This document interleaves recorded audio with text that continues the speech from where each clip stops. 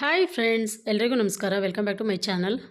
ನಾನು ಇವತ್ತು ಒಂದು ರುಚಿಕರವಾದಂತಹ ಚಟ್ನಿ ಪುಡಿಯನ್ನು ಮಾಡೋದನ್ನು ತೋರಿಸ್ತಾ ಇದ್ದೀನಿ. ಅದಕ್ಕೂ ಮೊದಲು ಯಾರೆಲ್ಲ ನನ್ನ ಚಾನಲ್ನ ಸಬ್ಸ್ಕ್ರೈಬ್ ಮಾಡ್ದಲೇ ನೋಡ್ತಿದ್ದೀರಾ, ಪ್ಲೀಸ್ ಫ್ರೆಂಡ್ಸ್ ಸಬ್ಸ್ಕ್ರೈಬ್ ಮಾಡ್ಕೊಳ್ಳಿ. ಇಷ್ಟ ಆದರೆ ಒಂದು ಲೈಕ್ ಕೊಡಿ, ಹಾಗೆ ಫ್ರೆಂಡ್ಸ್ ಆ್ಯಂಡ್ ಫ್ಯಾಮಿಲಿಗೂ ಶೇರ್ ಮಾಡಿ. ನನ್ನ ವೀಡಿಯೋನ ಕೊನೆಯವರೆಗೂ ಸ್ಕಿಪ್ ಮಾಡದೆ ನೋಡಿ. ನಾನು ಈ ಚಟ್ನಿ ಪುಡಿ ಮಾಡೋದಕ್ಕೆ ಏನೆಲ್ಲ ತೊಗೊಂಡಿನಿ ಅಂತ ನೋಡೋದಾದರೆ, ಮೊದಲಿಗೆ ಒಂದು 3/4 kg ಆಗುವಷ್ಟು ಕೊಬ್ಬರಿನ ತುರಿದಿಟ್ಕೊಂಡಿದ್ದೀನಿ. ಇದು ನಾನು ಮೇಗಳು ಸಿಪ್ಪೆಯನ್ನು ತೆಗೆದಿಲ್ಲ, ಸಿಪ್ಪೆ ಜೊತೆನೇ ಹಾಗೆ ತುರಿದಿಟ್ಕೊಂಡಿದ್ದೀನಿ. ಸಿಪ್ಪೆ ಬೇಡ ಅನ್ನೋರು ಸಪ್ರೇಟು ಸಿಪ್ಪೆನ ತುರಿದಿಟ್ಕೋಬೋದು. ಜೊತೆಗೆ ಒಂದು 10ರಿಂದ 12 ಬ್ಯಾಡಗಿ ಮೆಣಸಿಕಾಯಿನ ತೊಗೊಂಡಿದ್ದೀನಿ. ಅದಕ್ಕೆ 1-2 ಚಮಚ ಆಗುವಷ್ಟು ಹುರಿಗಡಲೆನ ತೊಗೊಂಡಿದ್ದೀನಿ. ಹುರಿಗಡಲೆ ಬೇಡ ಅನ್ನೋರು ಕಡಲೆ ಬೀಜನೂ ಸಹ ಹಾಕೋಬೋದು. ಹಾಗೆ 1 ಚಮಚ ಜೀರಿಗೆ, 1 ಗೆಡ್ಡೆ ಬೆಳ್ಳುಳ್ಳಿ, ರುಚಿಗೆ ತಕ್ಕಷ್ಟು ಉಪ್ಪು, ಹಾಗೆ ಒಂದು ಸಣ್ಣ ನಿಂಬೆಹಣ್ಣು ಗಾತ್ರದ ಹುಣಸೆಹಣ್ಣು, ಜೊತೆಗೆ ಸ್ವಲ್ಪ ಬೆಲ್ಲ ಬೇಡ ಅನ್ನೋರು ಸ್ಕಿಪ್ ಮಾಡ್ಬೋದು. ಕೆಲವರಿಗೆ ಬೆಳ್ಳುಳ್ಳಿ ಟೇಸ್ಟ್ ಇಷ್ಟ ಆಗಲ್ಲ ಅಂಥವರು ಬೆಳ್ಳುಳ್ಳಿನ ಸ್ಕಿಪ್ ಮಾಡ್ಬೋದು, ಬೆಲ್ಲನೂ ಸ್ಕಿಪ್ ಮಾಡ್ಬೋದು. ಮನೇಲಿ ಮಕ್ಕಳಿದ್ದಾರೆ ಅಂದರೆ ಸ್ವಲ್ಪ ಸ್ವೀಟ್ ಆಗಿದ್ದರೆ ಖುಷಿಯಾಗಿ ತಿಂತಾರೆ. ಈಗ ನಾನು ಒಂದೊಂದೇ ಪದಾರ್ಥಗಳನ್ನೆಲ್ಲ ಹುರ್ಕೊಳ್ತೀನಿ. ಈಗ ಒಲೆ ಮೇಲೆ ಒಂದು ಬಾಣಲೆ ಇಟ್ಕೊಂಡು ಮೊದಲಿಗೆ ಮೆಣಸಿನ್ಕಾಯಿನ ಹುರ್ಕೊಳ್ತೀನಿ. ಜಾಸ್ತಿ ಹುರಿಯೋದು ಬೇಡ, ಸ್ವಲ್ಪ ಹೊತ್ತು ಹುರಿದ್ರೆ ಸಾಕು. ಈಗ ಮೆಣಸಿನ್ಕಾಯಿ ಎಲ್ಲ ಹುರಿದಾಗಿದೆ. ಈಗ ನಾನು ಇದನ್ನು ಇನ್ನೊಂದು ಪ್ಲೇಟಿಗೆ ಎತ್ತಿಟ್ಕೊಳ್ತೀನಿ. ಈಗ ಅದೇ ಬಾಣಲಿಗೆ ಸ್ವಲ್ಪ ಜೀರಿಗೆ, ಅಂದರೆ 1 ಚಮಚದಷ್ಟು ಜೀರಿಗೆ ಹಾಕ್ಕೊಂಡಿದ್ದೀನಿ. ಅವನು ಒಂದು 5ರಿಂದ 10 ಸೆಕೆಂಡು ಹುರ್ಕೋಬೇಕು. ಡ್ರೈ ಬೇಡ, ಸ್ವಲ್ಪ ಎಣ್ಣೆ ಹಾಕ್ಕೊಂಡು ಹುರಿದೀವಿ ಅಂದರೆ ಎಣ್ಣೆನೂ ಸಹ ಹಾಕ್ಕೊಂಡು ಹುರಿಬೋದು. ನಾನಿಲ್ಲಿ ಯಾವುದೇ ಪದಾರ್ಥ ಹುರಿಯುವಾಗಲೂ ಸಹ ಎಣ್ಣೆನ ಹಾಕ್ಕೊಂಡಿಲ್ಲ, ಹಾಗೆ ಡ್ರೈ ಹುರ್ಕೊಳ್ತಾ ಇದ್ದೀನಿ. ಈಗ ಜೀರಿಗೆ ಎಲ್ಲ ಹುರಿದಾಗಿದೆ. ಈ ಜೀರಿಗೆನೂ ಎತ್ತಿಟ್ಕೊಂಡು ಇದ್ರ ಜೊತೆಗೆ ಹುರಿಗಡಲೆನೂ ಸಹ ಹಾಕ್ಕೊಳ್ತೀನಿ. ಇವನು ಒಂದು 5ರಿಂದ 10 ಸೆಕೆಂಡ್ ಹಾಗೆ ಹುರ್ಕೊಳ್ತೀನಿ. ಇವೆಲ್ಲ ಆದಮೇಲೆ ಇವನ್ನ ಪ್ಲೇಟಿಗೆ ಹಾಕ್ಕೊಂಡು ಇದಕ್ಕೆ ನಾನು ಕೊಬ್ಬರಿನ ಹಾಕ್ಕೊಳ್ತಾ ಇದ್ದೀನಿ. ಇದು ಒಂದು 3/4 kg ಆಗೋಷ್ಟು ಇದೆ ಕೊಬ್ಬರಿ.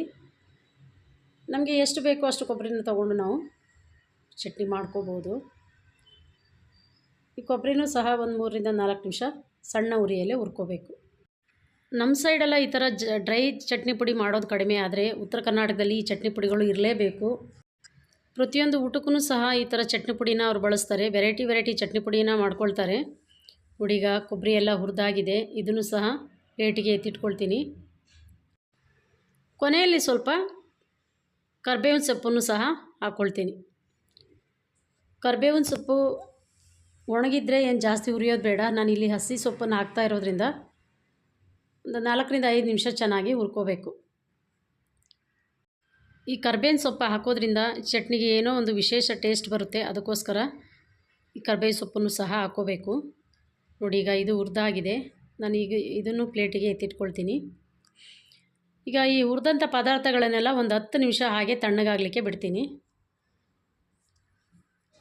ಈಗ ಒಂದು ಮಿಕ್ಸಿ ಜಾರ್ ಇಟ್ಕೊಂಡು ನಾನೀಗ ಏನೇನು ಪದಾರ್ಥಗಳನ್ನು ಹುರಿದಿಟ್ಕೊಂಡಿದ್ದೆ ಆ ಪದಾರ್ಥಗಳನ್ನೆಲ್ಲ ಮಿಕ್ಸಿ ಜಾರ್ಗೆ ಹಾಕ್ಕೊಳ್ತೀನಿ. ಒಂದು 10 ನಿಮಿಷ ತಣ್ಣಗಾಗಲಿಕ್ಕೆ ಬಿಟ್ಟಿದ್ದೆ. ಈಗ ಇವನ್ನೆಲ್ಲ ಮಿಕ್ಸಿ ಜಾರ್ಗೆ ಹಾಕ್ಕೊಳ್ತೀನಿ.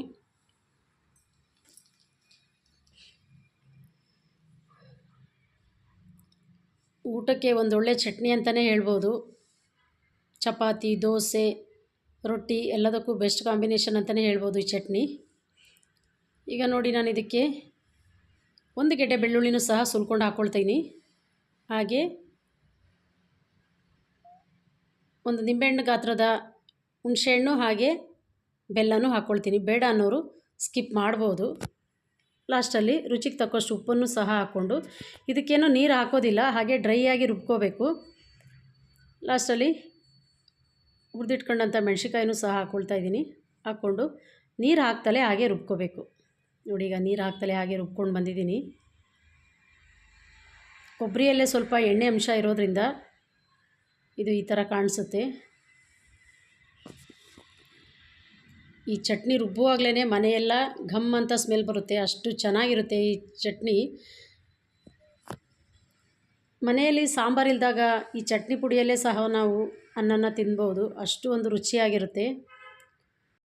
ಹಾಗೆ ರೊಟ್ಟಿ, ದೋಸೆ, ಚಪಾತಿ ಇದನ್ನೆಲ್ಲ ಮಾಡಿದಾಗ ಯಾವುದೇ ಪಲ್ಯ ಇಲ್ದಲೇ ಬರೀ ಈ ಚಟ್ನಿಲೇ ಸಹ ತಿನ್ಬೋದು, ಅಷ್ಟೊಂದು ರುಚಿಕರವಾಗಿರುತ್ತೆ.